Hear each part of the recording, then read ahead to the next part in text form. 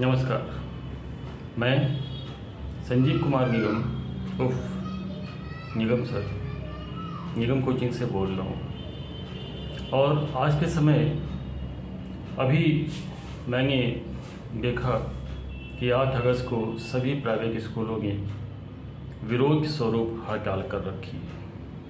कारण आप सभी को स्पष्ट होगा कि आजमगढ़ में श्रेया नाम की लड़की जो 11वीं की छात्रा थी, उसने 3 मंजिल से कूदकर सुसाइड आत्महत्या की है। ये एक ऐसी घटना है जिसने मुझे दिल से झकझोर कर रख दिया। अब ये प्रश्न सभी माता पिता के लिए भी बहुत ही आवश्यक है कि जो घटना श्रेया के साथ में हुई है, जो दुख श्रेया के माता पिता को भोगना पड़ा है, वो दुख भारत के किसी भी माता पिता को ना भोगना पड़े। इसके लिए हम सबको एक बार गहन विचार अवश्य ही करना चाहिए। क्या वजह रही कि श्रेया ने तीसरी मंजिल से कूदकर आत्महत्या कर ली? जैसा कि ज्ञात हुआ है कि श्रेया के पास से एक मोबाइल फोन मिला। वो स्मार्टफोन था जिसमें व्हाट्सएप चैट और कुछ आपत्तिजनक चीजें मिली। जब क्लास टीचर ने श्रेया का मोबाइल फोन चेक करा तो ये सारे तथ्य सामने आए।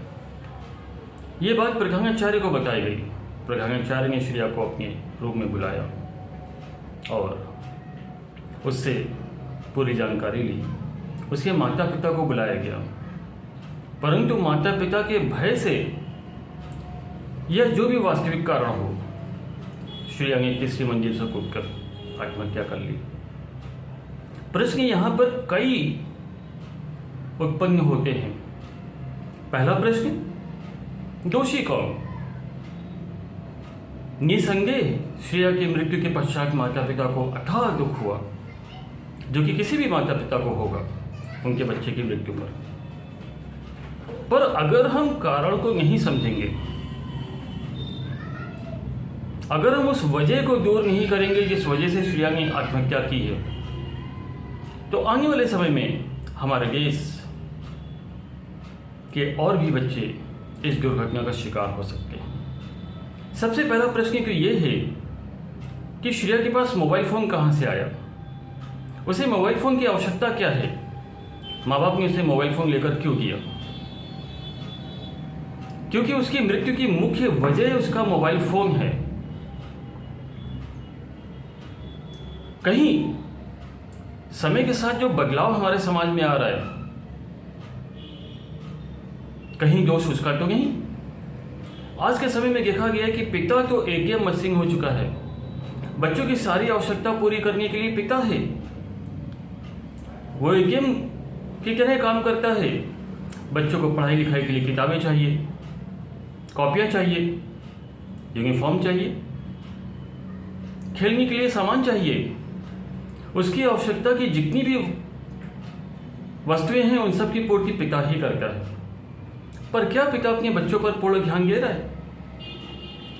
क्या जैसा हम लोगों के समय में होता था कि हमारे पिता हमारे साथ खेलते थे, क्या आज के पिता अपने बच्चों के साथ में खेल रहे हैं?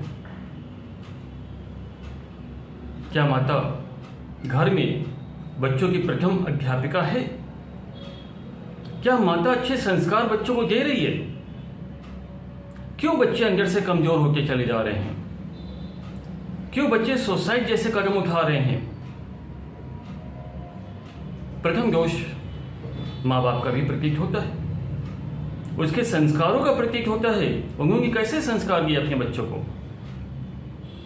दूसरा दोष हमारे देश की सरकार का, हमारे देश के कानून का, इसकी व्यवस्था का, जिसने छात्र छात्राओं को, बच्चों को इतने अधिकार दे दिए कि आज वो किसी भी प्रकार की गलती करते हैं कि टीचर, अध्यापक उनको रोक टोक करने से करते हैं। अगर आप इसी तरह से टीचरों को, प्रिंसिपल को गिरफ्तार करके रहेंगे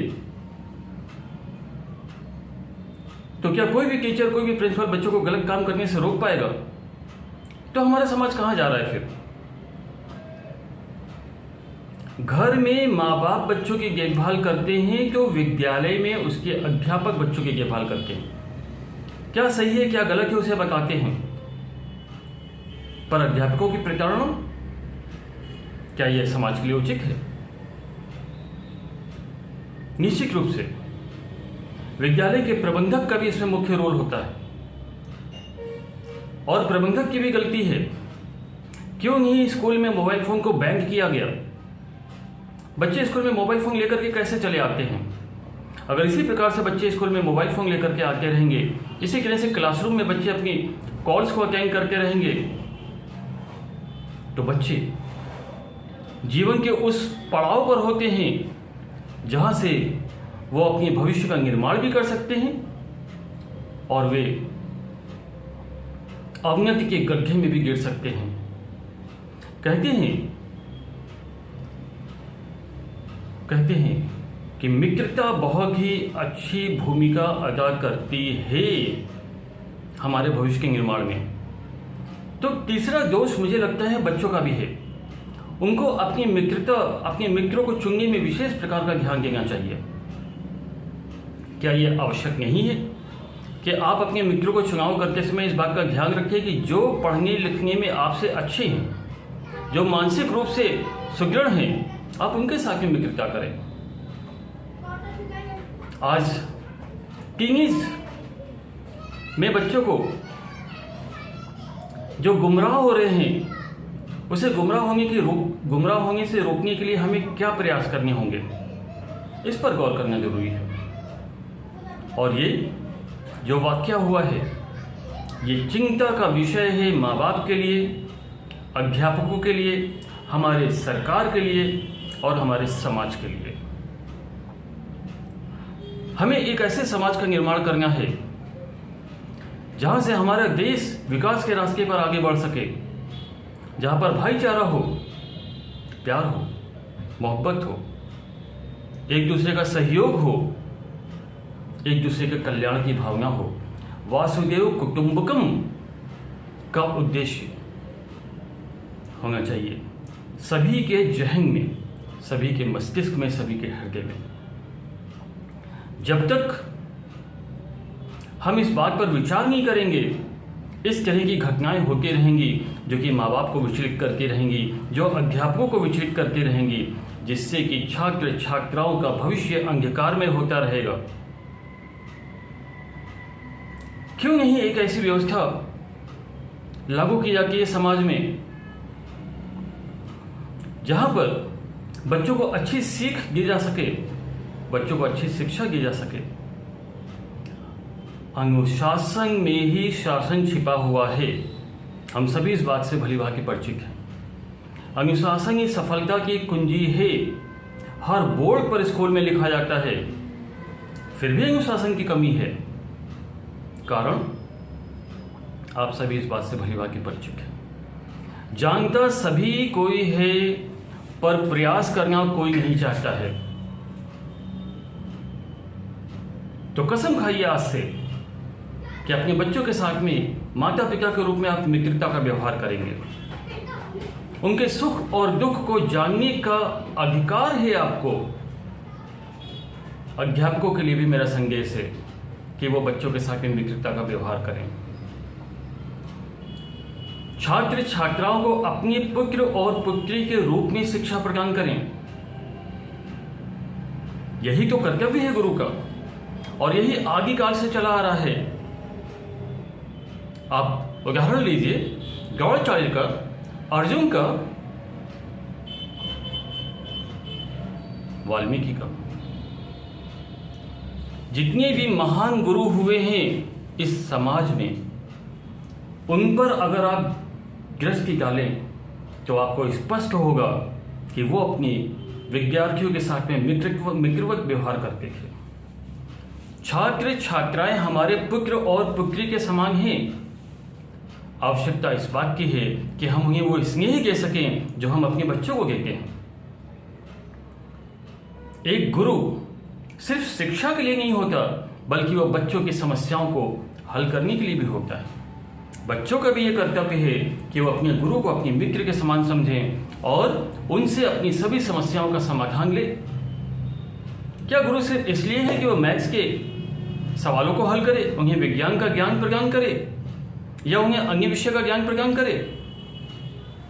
मुझे लगता है कि ये हम सब के लिए एक प्रश्न चिन्ह है और इस प्रश्न चिन्ह को फुल स्टॉप में कन्वर्ट करना बहुत ही जरूरी है। तो आइए आज से हम सभी इस बात का शपथ लेते हैं कि हम छात्र छात्राओं के साथ में मित्रवत व्यवहार करेंगे, उनकी मन की भावनाओं को समझने का प्रयास करेंगे। किसी भी कार्रवाई को सिर्फ भावनावश नहीं करना चाहिए। मैं निश्चित रूप से आजमगढ़ के उस प्राइवेट विद्यालय के प्रिंसिपल और कक्षा अध्यापक की गिरफ्तारी का विरोध करता हूं और मैं जानना चाहता हूं, मैं उस जड़ तक पहुंचना चाहता हूं कि क्या वजह रही कि उस छात्रा ने आत्महत्या जैसे जघन्य अपराध को किया है। उम्मीद करते हैं कि आप इस वीडियो को ज्यादा से ज्यादा लोगों तक शेयर करेंगे। जो भी हमारे चैनल पे प्रथम बार आए हैं वो सब्सक्राइब करेंगे ताकि हम सब मिल करके अपने बच्चों का कल्याण कर सकें, छात्र छात्राओं का कल्याण कर सकें। हमारी आशा है हमारी सरकार से कि वो ऐसे नियम बनाए ताकि गुरु प्रबंधकगण विद्यालय के बच्चों पर इस प्रकार से अनुशासन को लागू कर सकें कि कोई भी बालक, कोई भी बालिका भविष्य में इस प्रकार के जघन्य अपराध करने के बारे में सोचे भी नहीं। वो मानसिक रूप से सुदृढ़ होना चाहिए। इसी के साथ आप सबको स्नेह भरा नमस्कार।